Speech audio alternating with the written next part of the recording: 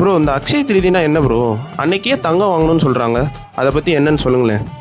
அக்ஷயம்னா சமஸ்கிருதத்தில் எப்போதும் குறையாதுங்கிறது பொருள். இந்த முதல் யுகத்தில் பிரம்மன் இந்த உலகத்தை உருவாக்கினார்.